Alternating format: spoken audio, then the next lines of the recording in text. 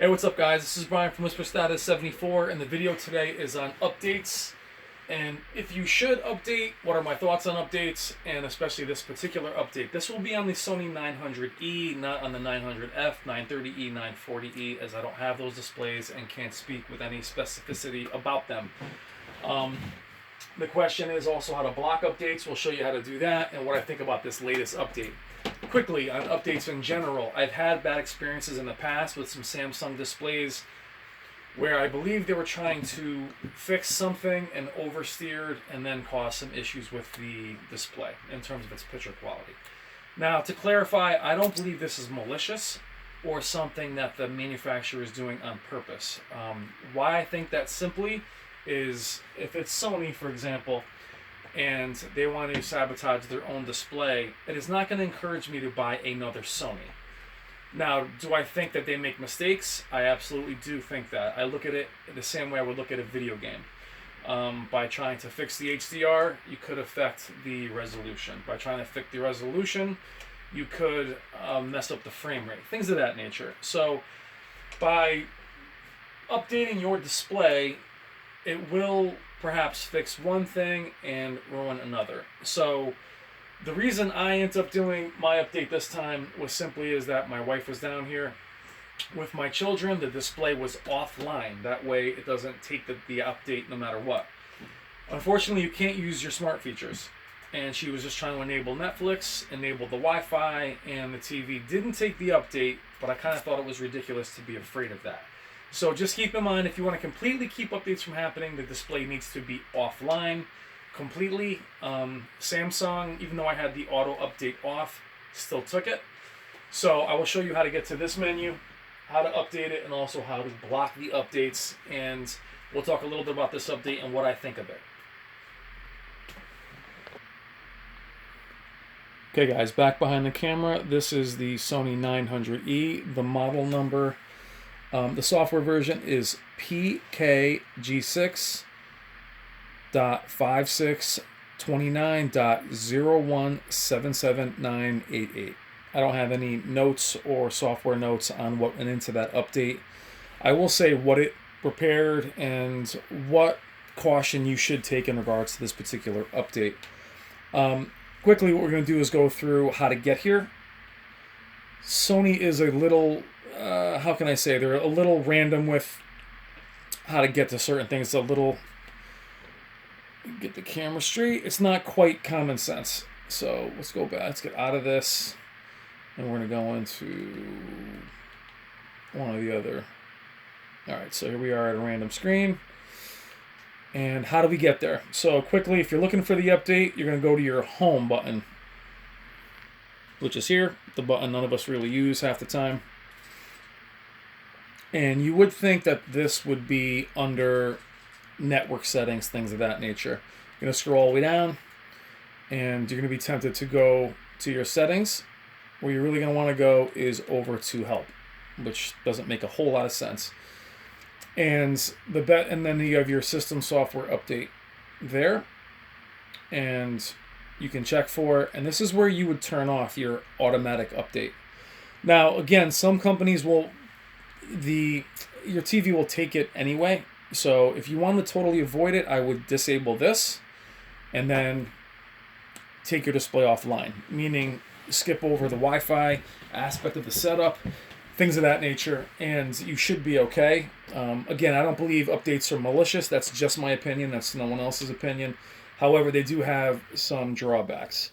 It's just this is a random menu. A lot of you guys have not had much use for, but to get to this menu is home, and that's how you would find it. Now, what did the update accomplish? Or what was the intention? Again, I don't have the patch notes.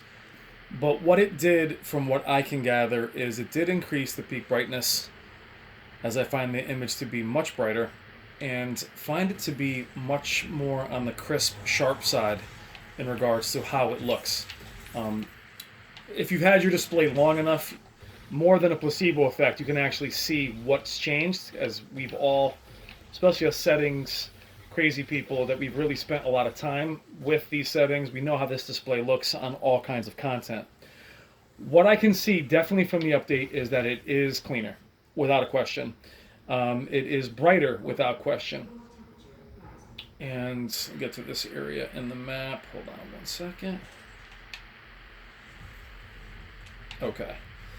So here I am. And what I have here is, this is a poor way to show it, but right here is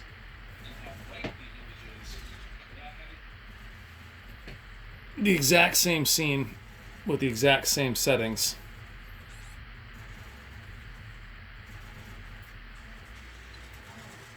And I will tell you that the picture on the previous, where I just showed you in that previous video, I know it's a terrible way to show it, is a little bit deeper and a little bit warmer, even with the same color settings and the same contrast settings and the same -1 gamma settings. I have noticed it to be relatively brighter. So this is on PC. This is native 4K. This is Doom. This game is gorgeous anyway, but I do find this to be much cleaner than it was before. It just seems to be sharper than it was, less blur to it. Now, is that a good thing? For me, it is a good thing. I do appreciate the update. I think it's better. For me, I also would suggest that if you want the picture to be as deep as it was, perhaps drop your contrast down a bit more, or change your gamma down, maybe -2. But to me, this is just much deeper, or I mean much brighter than the image I just showed you. Again, for lack of a better comparison, I know it's through YouTube, triple YouTube, it's just a warmer, deeper image, and that's just very bright. I know it's not exactly a like for like, but these are the same settings. They are the same color settings. What I also noticed was options such as, for non-HDR content, this game is not HDR based, going to something that I typically leave off for non-HDR content has more of a change to it now. I mean, that really is a big difference. The extended dynamic range seems to have more punch. So for a game like this, I would use extended dynamic range, where a lot of HDR content, I keep it off. As it just doesn't tend to work. It works more like an advanced contrast. I do like it now more. But I would suggest, if the image is not to your liking, is to go in and lower your gamma, lower your contrast a little bit if the image does feel washed out. So to me, it's a very welcome addition and an update worth looking at. Now, what part of it isn't worth doing? Is there any drawbacks to it? And I will tell you one that I've noticed. This is just on my display. And keep in mind, guys, my 900E is also 75 inches. My display is also pretty clean in regards to screen uniformity, in regards to vertical banding. I do have some banding on my display. It is unavoidable. On my left and right side, it's very faint and they're very thin. There's not big columns or anything.